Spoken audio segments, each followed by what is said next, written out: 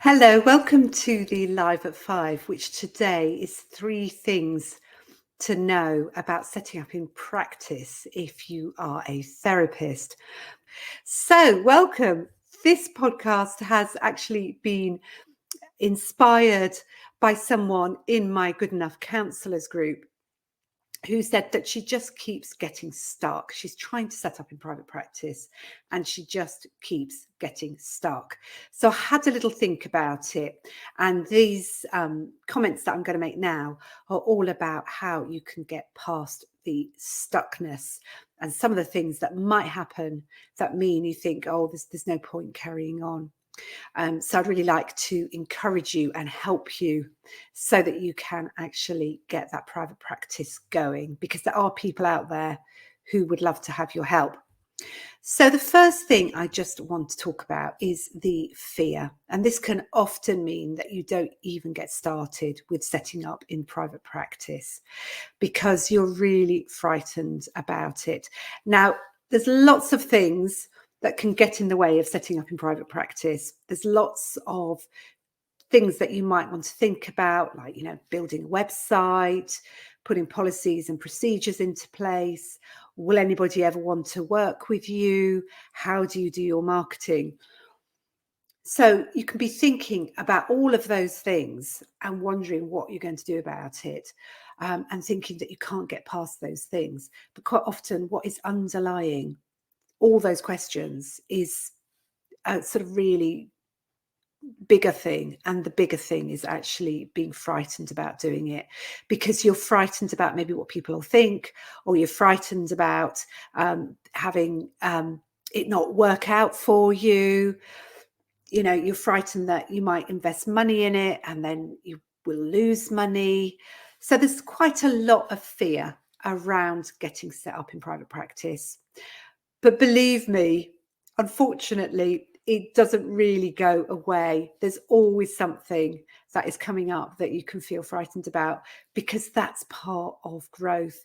And whenever you're doing something like this, whenever you're starting out on something new, or you're seeing a new client, starting with a new supervisor, doing something different to market yourself, you will face fear, because that is part of who we are. Fear is part of being human.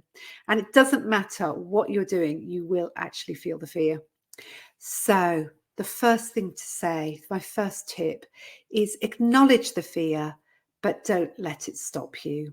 Fear is going to come along on the journey with you. So, you might as well acknowledge fear, allow fear to be there, but also not allow fear to be in the driving seat. You're in the driving seat.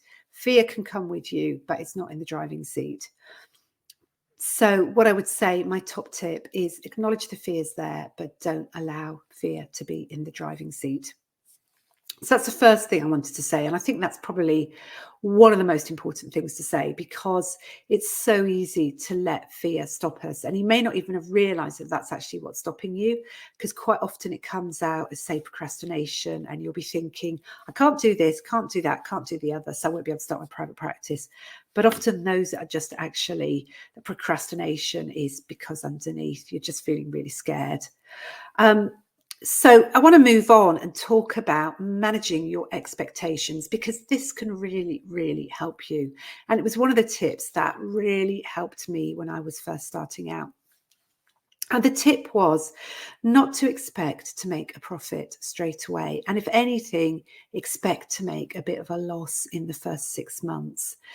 And having that advice was so helpful to me, because I was putting a lot of pressure on myself that I had to make it really successful straight away. And to give yourself time, and you might not even want to put 6 months on it, you might want to make it a bit longer than that. To sort of expect that it does take time to build it up. And so if you tell yourself that, it then makes you think, okay, so if I'm looking to make money from my private practice, if maybe I'm not going to be able to make money from my private practice for the first 6 months or so, then you might think to yourself, okay, so how am I going to manage that? Because I think sometimes what people do is they think, I'm going to start up in private practice. This is going to be my main job. And then you put quite a lot of pressure on yourself in terms of your income. And that can be really scary as well. That can actually increase that fear that you're already feeling. So I think it's quite good to sort of be realistic with yourself. Every business takes time to get started. I have had people who I've worked with where they've got busy really quickly, busy straight away, and that's fantastic. But I would say they're probably the exception rather than the rule. So if you're starting out, it does depend, where you live. If you're living, say, I had a therapist who came on from Edinburgh, and she was convinced that, she would get busy straight away because that's what happens in Edinburgh. I don't know if that's true or not, but that was what that particular therapist told me. So, if you're somewhere where you think it's going to work, that's great. That might be brilliant. But also, do give yourself that wriggle room and just see how it goes, and don't overload yourself with that expectation that it's going to be, you'll get full up in a few weeks, because it can take much longer than that. Certainly for me, I set up, I didn't hear anything for a few weeks, and then I had one client, and then I had another client, and gradually it built up. And I actually never did make a loss because, I didn't have a huge number of expenses. The room rental was quite cheap. And once I got that first client, it did actually cover the room rental. But, it didn't start making a profit for a while. So, yes, it can happen, but be kind to yourself and allow yourself some space, and think about how else you're going to bring in an income if you're just getting set up. So that's the second thing I wanted to tell you. And then the third thing was, as you're getting set up, it feels like there's an awful lot to do. And so I want to remind you of this expression, which is your minimum viable product.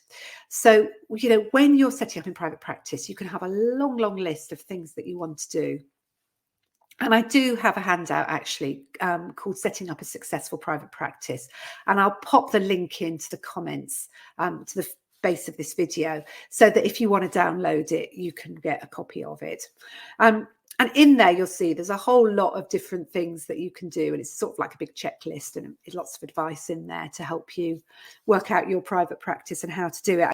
And you could easily think to yourself, well, in order to get set up, I need to do, a list of 20 things.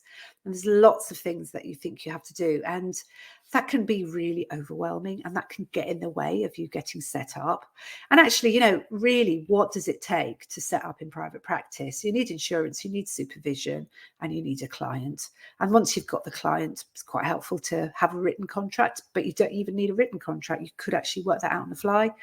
You need a way for them to pay you, but, cash is a possibility. They could pay you cash. So actually, what you actually need to get started up is actually quite small.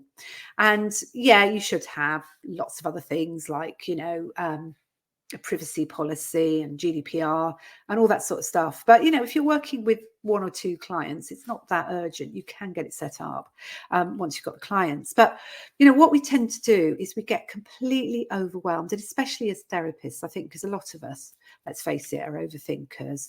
We're a bit frightened of the BACP and the counselling police. We think, oh, if I don't do it properly, I'm going to get into trouble. So what I'm trying to say is, you can try and get yourself set up with what I call minimum viable product. What is the minimum that you actually need to do? So some people will say, in order to get set up, you need to have a counselling directory entry. You need to have a website. You've got to have all these things in place. In actual fact, it could be that you could get a word of mouth referral. You actually don't need to go onto counselling directory for that, or any of the directories. It might be that someone says, I've got a colleague at work who's looking for therapy. Would it be possible to for you to see them? And that's it. You're set up in private practice without even realising. So, sometimes we put a lot of things, barriers in place really to getting set up. We think we've got to do this great long list. But what you do is you think about, what's the absolute minimum I need to get set up? And then, if you do get one or two clients in with the absolute minimum, as the money's coming in, you'll be able to reinvest that. So, you then, if say you've got some clients with a word of mouth referral, and they pay you £50 an hour, and you do like 4 sessions with them, you've then got £200. And you could invest some of that in 1 or 2 months of counselling directory, for example. So as you get more clients in, that gives you the ability to develop your practice further.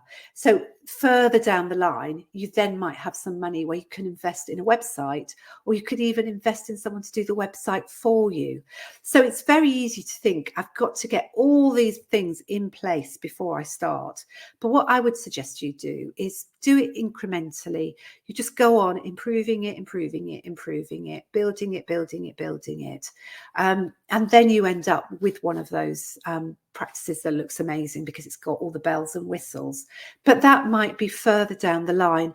And don't put yourself under pressure to have this amazing private practice that you look at what other people have got. At the beginning, just work out what's the minimum that I need for my private practice and put that into place.